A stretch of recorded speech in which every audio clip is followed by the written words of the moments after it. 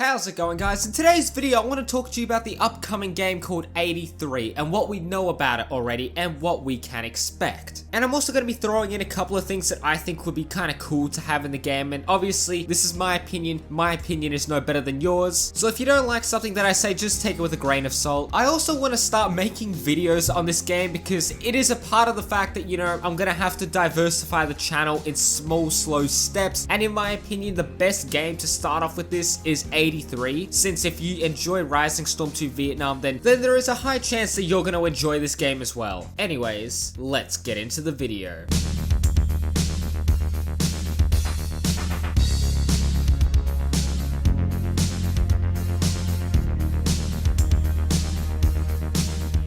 Alright, so if you don't know already, 83 is a game that is set in, well, 1983, in the midst of the Cold War. Now, unlike the traditional Battlefield and RS2 game modes that support 32v32 or 64 player modes, 83 will be able to have 80 players, so 40v40. Now, this is closer to Squad's 100 player games, and in all honesty, this sounds fantastic. Now, a cool thing about this game is that when you control like certain points on a map, it will have an effect on a global scale. I think this might be like the campaign in RS2. Like, if you win a battle or lose a battle, or, you know, you'll lose a spot on the map. You know, I haven't actually played campaign too much. It's been like so long. I don't actually remember how it works, but I mean, you know, if you lose a battle here, you'll lose that control point on the map or some shit like that. But in terms of 83, they say that every objective, every supply line destroyed, every single action in this game affects it on a global scale. Now, I'm not 100% sure by what they mean of that. And I mean, it could mean many things. Like, what I think they mean is, let's say that every 2 weeks, right, the world will reset. So at the start of the 2 weeks, it's the start of World War III. And every single person playing this game, it doesn't matter what server you're on, what region of the world you're on, every single person that is playing this game will have an effect on one map. One global sort of map that shows that, oh, you know, the USSR or Warsaw Pact is winning, or NATO is winning. So whoever, like, if you play, let's say, exclusively as the NATO faction, if they're winning majority of the matches and stuff and, you know,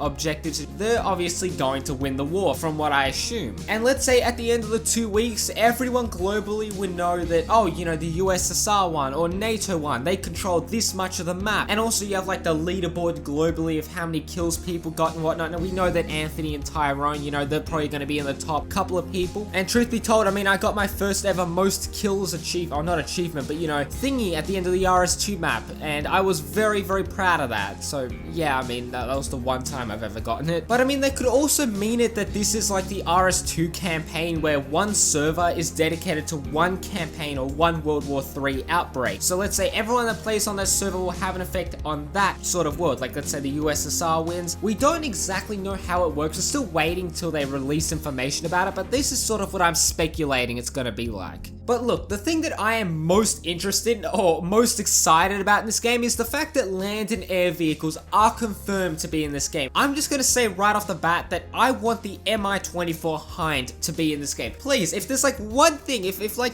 Antimatter came up to me and said, well, if you could add one thing to 83, it would be the Mi-24 Hind. Because, I mean, ever since I saw it in Call of Duty 4, that thing, it's so freaking sexy. It's like a troop carrier, and it handles like a tank. Well, it's literally called a freaking tank of a helicopter. And I mean, now that I think about it, that's probably going to be a pain in the ass to fly, considering the fact that I call the Bush Ranger the tank or a truck, because that thing turns like a freaking truck. It's a pain in the ass to fly the Bush Ranger because it's so damn heavy. So I can imagine that the Mi-24 Hind would handle similarly, in my opinion. But I mean, you know, this is what I assume, or not what I assume. What I wouldn't mind happening is like helicopters fighting, you know, like in Battlefield. Obviously, I'm saying I don't want the game to be like Battlefield, but I'm just saying that this is what I imagine it sort of to be like, you know, with the helicopters. You know, we're gonna have like surface-to-air missiles where you fight like an Apache helicopter or something. And, you know, will we get countermeasures in the helicopters? Because I doubt, or I highly assume that, you know, the Russians or like the Americans are gonna have like Stinger missiles, or the Soviets are gonna have the alternative to it, and they're gonna be firing at helicopters. What's the deal with that? We don't know, but this is what I'm speculating. But speaking of land vehicles, we know that you know, you could get in like cars and stuff from footage that's been released. And I think that this is essential because I do assume that the maps are going to be much bigger than Rising Storm 2 Vietnam. So obviously having a mode of transportation from getting from point A to point B would be good, because I mean, if I've played the campaign off campaign, but the supremacy maps in RS2, and I hate it. I hate having to run around all over the map. It gets boring after a while. And I know people can say, oh, you know, if you had a good squad leader, they can put down a good tunnel or whatnot, then yeah, that does help, but it's not always the case. So maybe having like a Jeep or a Land Rover or like a Lada or something that can help us get from point A to point B, I'm not going to be complaining. But I mean, this also opens up the fact that, you know, I'm very notorious in Battlefield. Like, this is all I do in Battlefield 5. I get a car, I get C4, I strap the C4 to the car, and I kind of drive into the tanks and blow myself up, which, I mean, it's fun. It is fun.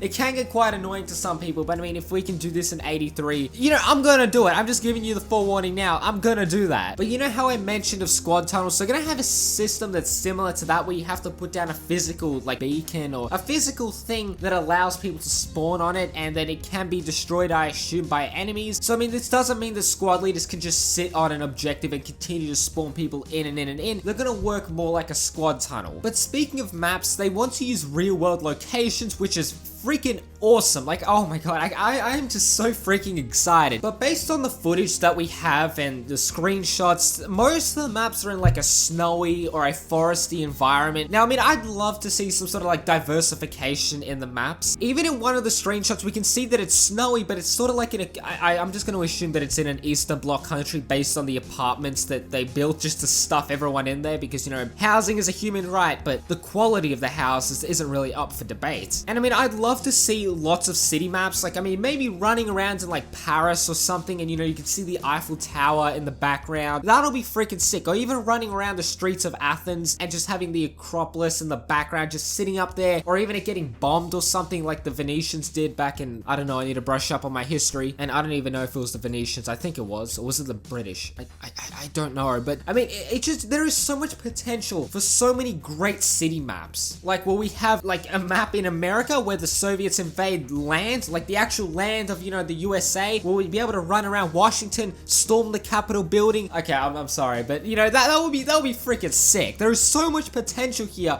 for some absolutely great maps, and I am just so excited. Heck, even community made maps. I am so excited. And you know, speaking of maps, obviously it's Europe. There are many different languages. So let's say we have a map on like the Berlin Wall, you know, East Germany invades West Germany. Will the NATO factions, because I'm going to go into the factions in a second, we know that there's NATO and Warsaw Pact, but if we're playing in one geographical region, like Germany, will NATO speak specifically German? Or like if we fight in the, you know, communist bloc of like Romania or something, like in the, you know, streets, like in the screenshot that I showed you, will the Warsaw Pact, will they speak Russian and like Romanian? Well, you know, we don't know this, but I mean, you know, I think that'll be a cool feature. And I mean, I don't know if like Yugoslavia is going to get involved, or if, you know, they're just going to sit there and, you know, be themselves. But I mean, you know, if they're going to speak one of the many languages that made up, you know, Yugoslavia, I think that will be such a cool feature. And you know, this might be stupid, okay, this is just my opinion, but this is going to be so stupid. Can you imagine if like, you know, the Soviet Union, they were involved in Afghanistan in like the 80s. So I mean, they're still in there in 1983. So like, are we going to be able to play as the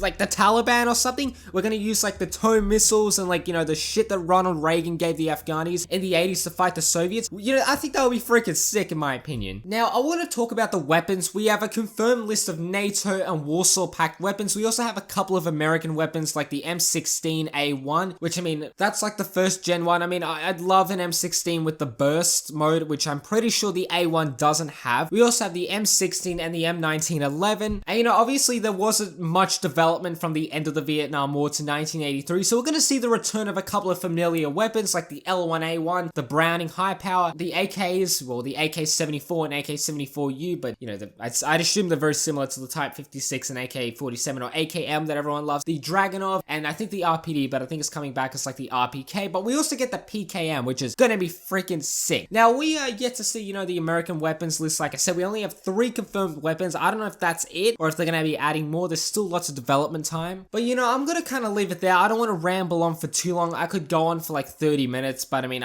you know, majority of people aren't going to watch it all, but I'm probably going to make more videos talking about like specific game mechanics that we know about in 83. But anyways, if you like this video, I mean, like the video, please do that. It really helps with the algorithm. Like and subscribe if you're new here. And anyways, I'm going to catch you guys in the next video. Peace.